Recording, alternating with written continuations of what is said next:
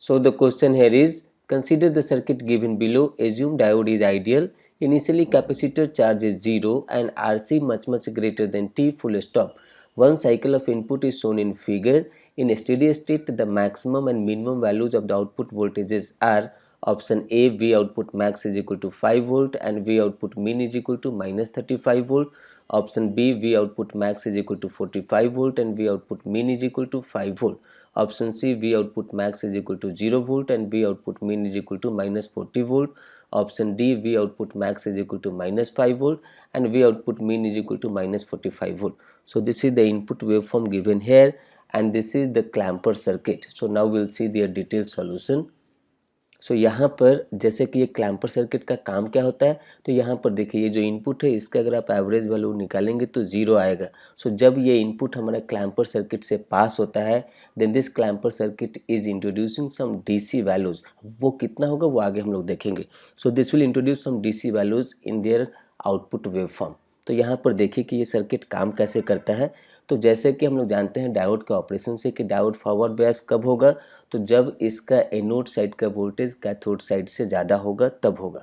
तो यहाँ पर इसका कैथोड साइड हमारा -5 वोल्ट से कनेक्टेड है और इसका एनोड साइड हमारा कैपेसिटर से होते हुए ये इनपुट वोल्टेज से हमारा कनेक्ट होता है. सो इनपुट वोल्टेज के पॉजिटिव इनपुट वोल्टेज में it means in the positive half cycle this capacitor will start to charge. So initially there is no charge so that it will be acting here as a short circuit. Diode भी हमारा उस समय में जब charging of the capacitor होगा तो ये हमारा आइडियल ऑफ द डायोड है तो क्या हो जाएगा, ये शॉर्ट सर्किट हो जाएगा. मतलब इसके अक्रॉस ये जो हमारा डायोड है इसके अक्रॉस जो वोल्टेज अपीयर होगा वो 0 होगा. सो यहाँ पर इस ड्यूरेशन में 0 से लेकर के T/2 के ड्यूरेशन में हमारा कैपेसिटर फुल्ली चार्ज हो जाएगा और कितना होगा उसका वोल्टेज वो हम लोग यहाँ पर KVL से निकाल सकते हैं.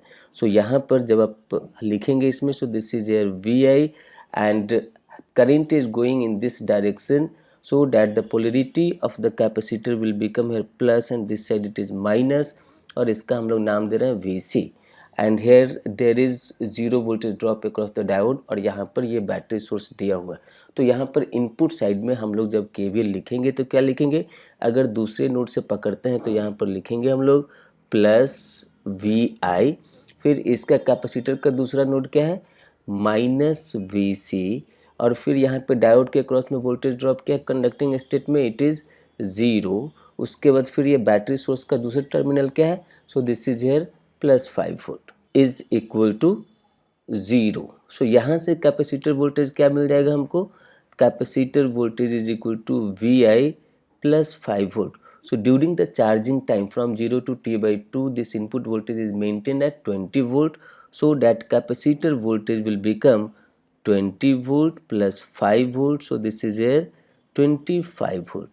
जिस समय में हमारा ये कैपेसिटर चार्ज हो रहा है डायोड हमारा शॉर्ट सर्किट है उस समय में इस R के क्रॉस जो हमारा वोल्टेज अपीयर होगा that is their output voltage will become here -5 volt.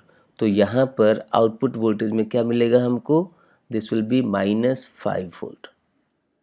अब उसके बाद जब ये कैपेसिटर एक बार फुल्ली चार्ज हो जाएगा तो उसके बाद जैसे कि वहाँ पर दिया हुआ है कि time constant RC this is tau is equal to RC is much greater than T. So as ideally we can say that capacitor is not discharging through this R as per the ideal but practical में discharge होता है इसलिए थोड़ा सा tilt आता है. तो यहाँ पर हम लोग आइडियल केस को पकड़ेंगे. सो यहाँ पर ये अगर आप देखेंगे तो क्या हो जाएगा tau is equal to RC is much greater than T. So now this diode will not conduct here. ये डायोड जैसे ही हमारा कैपेसिटर फुल्ली चार्ज हो जाएगा तो उसके बाद डायोड कभी भी कंडक्ट नहीं करेगा. सो यहाँ पर हम लोग इसके क्रॉस में आउटपुट वोल्टेज निकाल सकते हैं R के क्रॉस में. तो क्या हो जाएगा, तो उसमें में हम लोग यहाँ पर लिखेंगे for this negative half cycle we will find out their output. तो यहाँ पर पहले KVL लिखते हैं. So as per the KVL we can write it here plus VI that is their second node I am taking here plus VI. उसके बाद फिर यहाँ पर कैपेसिटर का वोल्टेज सो यहाँ पर ये हो जाएगा -VC और आउटपुट टर्मिनल का दूसरा टर्मिनल क्या है, सो डैट इज माइनस है. So -V output is equal to 0. So V output is equal to VI -VC. यहाँ पर निगेटिव हाफ साइकिल में ये हमारा इनपुट क्या है -20 volt. so that we will put it here Vi is equal to -20 volt और capacitor का voltage जो कितना है यहाँ पर 25 volt, so we will put it here 25 volt. So यहाँ पर टोटल आउटपुट वोल्टेज क्या हो जाएगा for this negative half cycle, it will become -45 volt. तो यहाँ पर ये जो हमारा इसका दूसरा पिक हमको मिलेगा, एक पिक तो मिल गया -5 वोल्ट पे जब हमारा इनपुट पॉजिटिव हाफ साइकिल में है, और दूसरा पिक हमको मिलेगा, so this is here at -45। So this voltage is nothing but it is here -45 volt. So यहाँ पर ये इस तरीके से हमारा रिपीट करते जाएगा, इस तरीके से हमारा रिपीट होते जाएगा। तो यहाँ पर हमसे पूछा गया है V output max, so V output max is nothing but it is here -5 volt, मतलब ऊपर का पीक हमको मिला -5 volt, and V output mean is equal to -45 volt. यहाँ पर हम इसका टेस्टिंग भी कर सकते हैं कि क्या ये मेरा आउटपुट सही है या नहीं। तो यहाँ पर जो हम लोग जानते हैं कि क्लैम्पर सर्किट में जो भी हमारा पिक टू पिक वोल्टेज होता है, जिसको हम लोग ये वोल्टेज स्विंग बोलते हैं, so that will not change here. So here voltage swing in their output, voltage swing in their output. So यहाँ पर देखिए इनपुट में वोल्टेज स्विंग क्या है, 20 minus of -20 volt, so that it is having the voltage swing of 40 volt. यहाँ पर देखिए ये इसका वोल्टेज स्विंग क्या होगा, -5 volt minus of -45 volt, so that this is also giving the voltage swing of 40 volt. So यहाँ पर output का वोल्टेज स्विंग और इनपुट का वोल्टेज स्विंग चेंज नहीं कर रहा है। सो ये हमारा यहाँ पर सही है। एक तो ये तरीका। दूसरा, अगर आप टाइम को बचाना चाहते हैं तो यहाँ पर एज पर द एनालिसिस आप जल्दी से भी आंसर निकाल सकते हैं। कैसे? तो यहाँ पर ये डायोड का डायरेक्शन क्या है, डाउनवर्ड है। इसका मतलब कि जो भी इनपुट वोल्टेज है वो हमारा सप्रेस होगा, नीचे की तरफ डाउन जाएगा।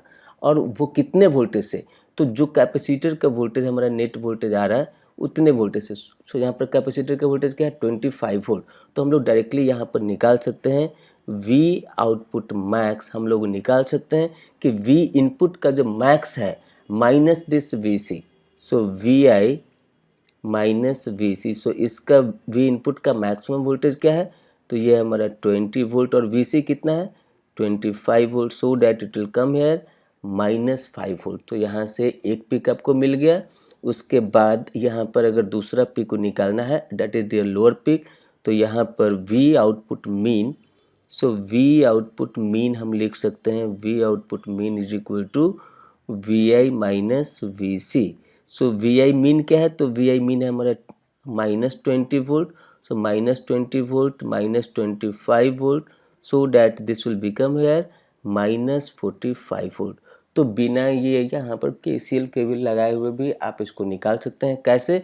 तो सबसे पहले आपको कैपेसिटर का वोल्टेज मालूम होना चाहिए। तो कैपेसिटर का वोल्टेज अगर मालूम है तो जो भी हमारा इनपुट है, अगर डायोड हमारा नीचे की तरफ है, इसका मतलब it will suppress down by what voltage, by the voltage of VC। सो जो भी इनपुट वोल्टेज का अपर पिक है उसमें से VC को माइनस कर दीजिए, तो आपको यहाँ पे अपर पिक मिल जाएगा आउटपुट का। फिर VC का जो हमारे ये VI का जो हमारा लोअर इनपुट है, तो वहाँ पर VC से सब्ट्रैक्ट कर दीजिए, तो आपको ये आउटपुट का लोअर पिक मिल जाएगा। तो डायरेक्टली भी आप आंसर कर सकते हैं। तो ये सारे कैलकुलेशन से आप बच सकते हैं। अगर डायोड का डायरेक्शन अपवर्ड होता, then this input waveform will be lifted upward by the amount of this VC voltage. So by this way we got it here, V output max is equal to -5 volt and V output mean is equal to -45 volt. अब यहाँ पर देखते हैं, सो यहाँ पर ये value हमारा match कर रहा है। V output max is equal to -5 volt here, V output mean is equal to -45 volt here. So as like this question belongs to MCQ, so this is matching to option D. Option D is the right answer for this question, and by this way this is the end of the explanation for this question.